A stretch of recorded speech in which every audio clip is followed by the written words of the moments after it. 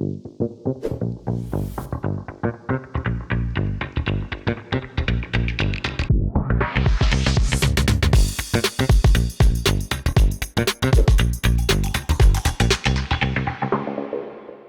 you foster a collaborative culture in software engineering teams, especially when balancing remote, hybrid, or in-office setups? Yeah, okay. So I think there's a couple of, well, it's quite a deep question, really. It's quite a long Yeah. answer, but I'll just give you a short version. So at Halo, we actually are very unusual in that we have a 100% in-office working policy. Culture is everything at Halo. It's all about, like, the reason we're successful. It sounds cliched to say it, but it honestly, it is about the people. And I think more so than any, well, the feedback we get when partners and clients and staff join Halo as well, that they do describe there is almost being magic in the air. And in terms, so there's this intangible thing that is the difference between us and a lot of our competitors. And in terms of trying to understand, well, what is it that's created that magic? Like, it is the culture, and it's the way that we work together as a group of people. I mean, at the end of the day, a company is a group of people. That's the definition. And when you're working together in the office, you can create a far richer, and it's not just about knowledge transfer either. I mean, that is a big part of it, is it's way easier to train people up when you're physically next to people. Rather than just trying to do virtual sessions. But it goes so much further than that, just like the basic human primitive need for like human connection and interaction. As I say, it's really hard to describe. You've almost got to see it to believe it. But yeah, we have found over the years, I've been recruiting people now since 2011. And there's just such a difference when you have people in the office all striving for the same goals. The analogy I often use, actually, I'm a big football fan, and I say, well, I don't know, Ipswich Town, for example, so I go to all their games, and these players, like, they're elite athletes, and they could train by themselves. They could do pretty much the same routines in the gym. They could do the same drills. Okay, when it comes to the actual, like, practice matches and stuff, you can't really do that by yourself, but there's so much that they could, but they choose not to. And why do they choose not to? Because when you are kind of growing as a team, it means so much more. And it's the same for us in business. Like, it's honestly, it's no different. So in terms of one aspect of your question there was about like in-office versus hybrid remote. Yeah, as I say, and in the tech industry, it is so unusual. We're beginning to see a movement. I think the largest companies now are beginning to realize that they are now losing something by not having their staff in the office. Amazon just a few weeks ago came out and said, right, I think it's from January, all their staff now are required to be in the office 100%, and they start protesting. Like, that's how accustomed they've got to it. But you see the same. I mean, Elon is very vocal about. I think he came out saying everyone needs to be in the office a minimum 40 hours. The more senior, and this is the interesting bit, the more senior you are, the more visible you need to be. A lot of companies, I don't know, in the corporate world, in London, insurance, banking, etc., you kind of, as you get more senior, maybe you're more likely to be allowed, or it's okay and acceptable to work from home. And I'm with Elon on this one. I must say, like, for us, the more senior you are in our organization, the more we want you right in the middle of where all the new starters come in, so they can understand that culture as quickly as possible. The knowledge transfer, we want, like, our most experienced people, we want them passing the knowledge on to the least experienced people, because that's how you create, like, world-class workers within the shortest amount of time, is by exposing them to everything that goes on in the business. So we're very unusual in that regard as well. And in terms of specifically software engineering, so the other part of the answer, I suppose, which is sort of not so much with where people are working, but how they're working. So, I mean, we're very unusual, as I said this a few times now, but yeah, we are in so many ways. But so we hire our software engineers for their people skills. So we hire for attitude, we train for skill. We can train anyone to be a software developer as long as they've got the right mindset. Quite often that means we hire maybe maths graduates who definitely have the logical aptitude, but when it comes to, they might not have any real world kind of programming experience. They've probably done some, I don't know, MATLAB or some kind of mathematical programming at university. And often when they start, it's just our generic graduate scheme. They don't even know. They might think they're going to go into consultancy or on the commercial side or marketing or whatever it is. But we will see something where we think, do you know what? You've got such clarity of thinking and logical, the way in which you logically approach a problem and solve it, and you're so personable. So we know that if you were a developer, you would be so easy to work with because as we know in software engineering, to get a balance between what the commercial aims of the business is and the technical aims, they're very different, and it's often a battle to try and get the technical teams to understand, like, I don't know, why it is that a certain feature or a piece of development work is needed to get a project over the line, and the seriousness and the implication, and yeah, as I say, all these commercial angles. But when you have people who are more rounded as your developers, they just get it, and there's no friction. It's a frictionless kind of environment. The other thing as well, by us training up our developers rather than getting experienced developers who've already been trained up, is they're all trained up to program in exactly the same way. So when it comes for them to understand the code, it's way easier. Like, they can see something that's been written by someone who's learned to code in the same way as them. So the styles are similar.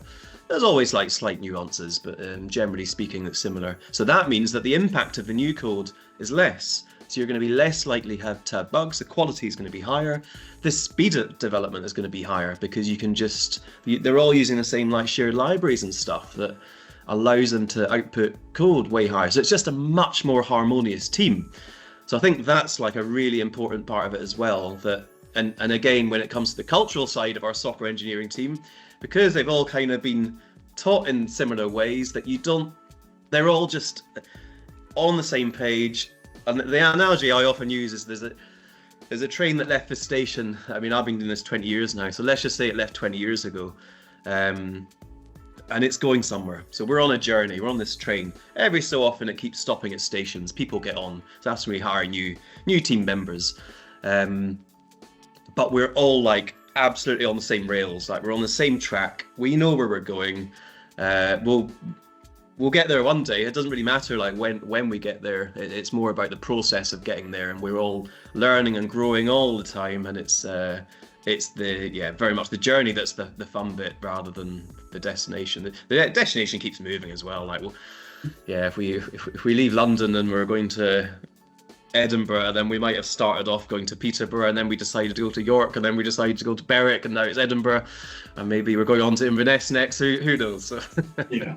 So what are some common signs that an engineering team's culture might be becoming unhealthy, and how do you address them before they impact performance? That's a really good and important question. So what I mentioned previously about almost like the people skills and the customer service side, which for us is really important. We can't have one department in the organization. So when I say customer service, I don't even mean external customers. Obviously that's super important. I'm even talking internally. So when you've got a commercial team, the commercial department requesting some services of our software engineers, that's internal customer service. And there is a tendency sometimes because at the end of the day, our software engineers, they love solving problems, and they sometimes they will begin to fall into a mindset of or even like, and I think typically in software developers, that in terms of taking accountability. So if something's not quite gone right, it could be user error, it could be the program. If it is the user that hasn't been able to do something in the same way that maybe we expected them to, so maybe it's to do with migrating data, or just something that's meant that, I don't know, maybe a database has got huge. But if our developers are even beginning to show any kind of a sense of, well, that's just a customer problem, that's not our problem, they can go and fix it, or like not wanting to help with this holistic aim to just provide great service as a company for our customers, and almost like it's not a me problem, it's a them problem. That kind of mindset is absolutely toxic, and we try, if we do begin to see that, we're almost like there's a bit of a, if our developers begin to think that their time is more important than other people's time. I mean, as we know, salaries are pretty crazy in the software engineering world. You can, it is one of the highest paid departments in a company. And yeah, if we do begin to see a sense that people think their time is more important than others, or that a problem's not theirs, it's someone else's, that is something we want to just jump down on straight away and just try and squash that as quickly as we can, and to try and help people understand why that's not acceptable in Halo Way, the philosophy we have, the culture, everything. It's like, it's literally the opposite of what we're all about. So that's the biggest thing that we look for. Quite open, but what is currently your biggest challenge as a leader? Couple of points to this. So I think it's always a challenge. I mean, people and recruitment I honestly think it's the biggest challenge for any business. If you can't get your recruitment right, and you can't get a cohesive, happy team of people working on the same shared objectives, then you're going to be swimming in treacle. It's going to be so hard, and you're going to be going against the grain often. And the difference when you get in that flow state, when everyone is harmonized and it's just everyone's on the same page, and you're working together, and you're celebrating wins together, you're having like lessons learned exercises together when things don't go right, and it's like a wonderful thing. I mean, I've been doing this 20 years. The reason I still do it is because we have that. It's so much fun. And if it was a organization where, I don't know, everything's political and there's loads of approvals and it's just everything's hard work, it wouldn't be fun. So I'm still doing it because it's fun. But I'm not gonna for a second suggest that it's been easy or continues to be easy to create and maintain what we have in terms of a culture and a way of working. It's the hardest thing we do by far. But it's what we probably focus the most resource on, is to make sure we do it right, continue to do it right, and to as we've just like what I was saying earlier about just spotting because we now got hundreds of people in 5 offices, so you can't just do it you can't just have your senior leadership team like in control of everything. This has to cascade down to, like, through all the leadership throughout the global Halo company, that you have to, so that's when it has to become like within the DNA of everyone, that everyone has to understand what I was saying about how our developers need to have customer service skills and what's acceptable, what's not acceptable. Everyone has to have that understanding. It can't just be the people at the top that have that, because we're too big for that now. So, and it's just promoting that culture, passing it on. I've been employing people 13 years now, and it's so every time, and the problem you get usually in companies is that messaging and the culture gets diluted the more people you bring on. We're very, very careful about we'll never grow our headcount by more than 50% in any one year, because the moment, and we have some competitors that they may be taking on hundreds of millions of funding, and the first thing they do is they go and hire maybe, 1,000 people, open up big offices in the big cities. And how does that even work? Like, how can you possibly spread your culture if you've just quadrupled the size of your team? The culture will become the net sum of the people you're recruiting, rather than it going from the people you already have to the people you've recruited. So I think it's important to grow steadily, organically, and always being totally mindful of as I say, of passing these cultural values on to the new people you recruit. So that continues to be a big challenge. The other bit, I would say, in terms of where we are at strategically and commercially as a company, so we basically spent 20 years ensuring product market fit. So on the technology, rather on the demand generation and awareness side. What we've ended up with is, at an individual level, whenever we're bidding for work, we pretty much, I'd say, out of 10 deals now, we're probably winning 6 of them. market leaders winning 3 of them, and someone else probably winning 1 of them. So we are our technology, the product and service sells itself, to be honest, and almost all the business we have is word of mouth. Because of that, and we don't almost nothing. We got very, very little spend on marketing or sales execution marketing, which allows us to.